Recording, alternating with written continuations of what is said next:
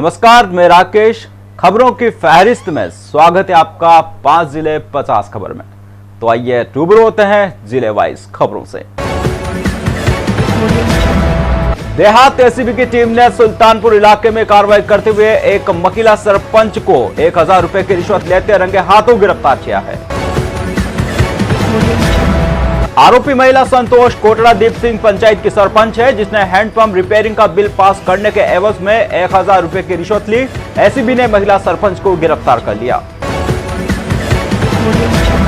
कोटा के नए अस्पताल के एसएसबी ब्लॉक में देर रात अस्पताल में ऑक्सीजन सप्लाई को लेकर तकनीकी समस्या आ गई। आनन फानन में कोरोना संक्रमितों को दूसरे वार्डों में शिफ्ट किया गया। 10 रोगियों को ऑक्सीजन सपोर्ट पर निजी अस्पताल भेजा गया है, तो वहीं अन्य मरीजों को पुरानी बिल्डिंग के कार्डियोलॉजी वार्ड में शिफ्ट किया गया। कोरोना संक्रमण के रोजाना कई रोगी सामने आ रहे हैं। ज्यादातर रोगी ऑक्सीजन सपोर्ट पर अस्पताल पहुंच रहे हैं। ऐसे में अस्पताल में ऑक्सीजन की खपत ज्यादा हो रही है। वर्तमान में एसएसबी ब्लॉक के अंदर 550 से लेकर 600 वेंटिलेटर डोज ऑक्सीजन की खपत हो रही है। पिछले 3 दिनों से 1503 ऑक्सीजन सिलेंडर की खपत हो चुकी है।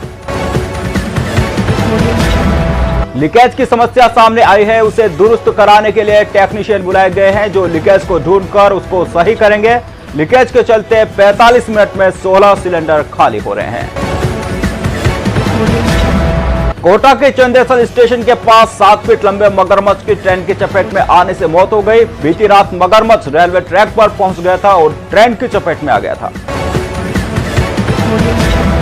वन विभाग की टीम ने मौके पर पहुंचकर मगरमच्छ के शव को कब्जे में लिया और शव को पोस्टमार्टम के लिए मोखापाड़ा पशु चिकित्सालय ले जाया गया।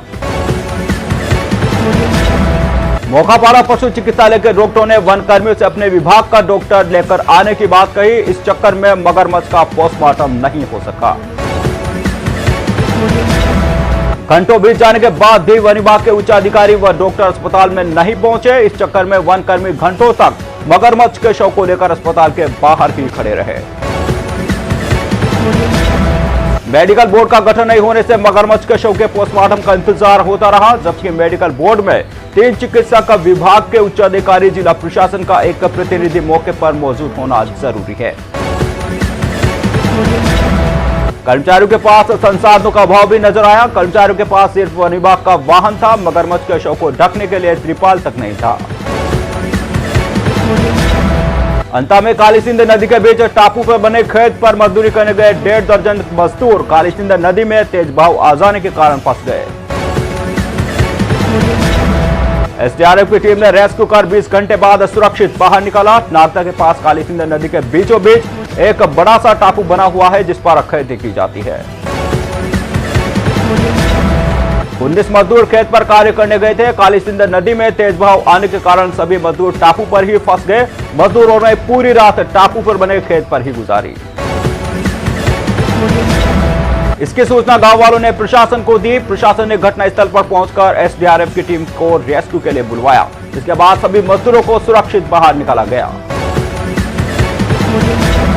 मजदूरों ने टापू से बाहर आने के बाद राहत की सांस ली। इस दौरान एसडीओ रजत विजय वर्गीय, थानाधिकारी उमेश मेनारिया भी घटनास्थल पर मौजूद रहे। गंगापुर सिटी के तलावड़ा में एक ही परिवार के 2 पक्षों के बीच जमकर लात घुसे चले, जिसमें 9 जने घायल हो गए। सभी घायलों को गंगापुर सिटी अस्पताल में भर्ती करवाया गया, जहां प्राथमिक उपचार के बाद गंभीर घायल 2 लोगों को जयपुर रेफर कर दिया गया। एक पक्ष की युवती घर के नजदीक बाजरे के खेत में चारा काट रही थी। इसी दौरान दूसरे पक्ष के लोग वहां आए और युवती से बदसलूकी की। आपसी कहासुनी इतनी बढ़ गई कि दोनों पक्षों के बीच मारपीट शुरू हो गई। दोनों पक्षों ने एक दूसरे पर लाठी डंडों से हमला कर दिया। कोटा में अब चोर भगवान के घर को भी नहीं बख्श रहे हैं। महावीर नगर विस्तार योजना के संकट मोचन हनुमान मंदिर में चोर दरवाजा तोड़कर दान पेटी में रखी नकदी चुरा कर ले गए। मंदिर समिति सदस्यों के अनुसार पिछले 11 महीने से दान पेटी नहीं खोली गई थी, इसलिए उसमें लगभग 1 लाख रुपए से अधिक की राशि रखी हुई थी। पूजा करने आए पुजारी ने दान पेटी का ताला टूटा देख समिति के सदस्यों को वारदात के बारे में बताया। सूचना पर महावीर नगर थाना पुलिस मौके पर पहुंची। गुरुवार को शहर में तेज बारिश होने से जेके लोन अस्पताल की व्यवस्थाओं की पोल खुल गई। अस्पताल में बारिश का पानी टपकने लगा। अस्पताल के अंदर labour room, caesarean ward, emergency, OT जाने वाले रास्ते में भी पानी भर गया। पानी भरने से अस्पताल में भर्ती मरीज व उनके तीमारदारों को परेशानियां उठानी पड़ी। आनंद फानन में अस्पताल प्रशासन ने सफाई कर्मियों को काम पर लगाया और सफाई कार्य शुरू करवाया। कुछ महीने पहले ही अस्पताल में रिनोवेशन हुआ था। लालपुरा पंचायत समिति में मटेरियल सप्लाई की निविदा को लेकर बवाल खड़ा हो गया है। टेंडर में मापदंड पूरे नहीं करने वाली फर्म को लाभान्वित करने का आरोप लगा है। नाराज ठेकेदारों ने लालपुरा पंचायत समिति ऑफिस पर जमकर हंगामा किया। अनियमितता की जांच कराने के साथ टेंडर निरस्त करने की मांग की। ठेकेदारों ने आरोप जड़ा है कि अपने चहेते फर्मों को लाभान्वित करने के लिए पंचायत समिति के अधिकारी घालमेल कर रहे हैं और टेंडर की शर्तों की पालना करने वाले फर्मों को भी दरकिनार किया जा रहा है।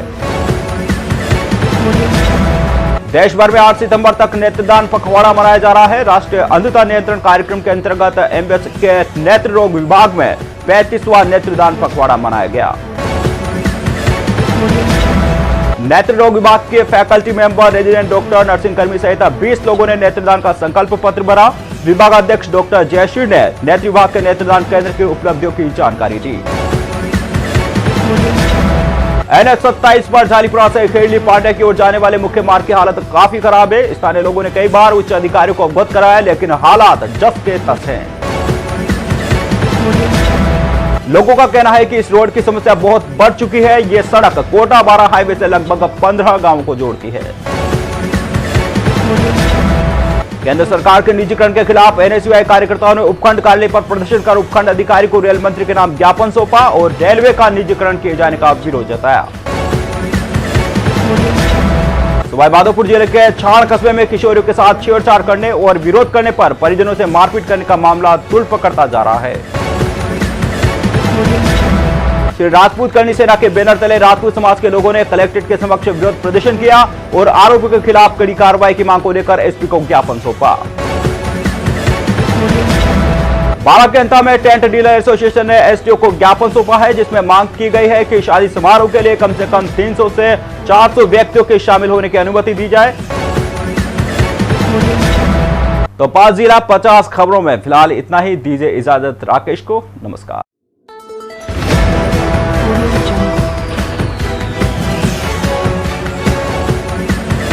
Audio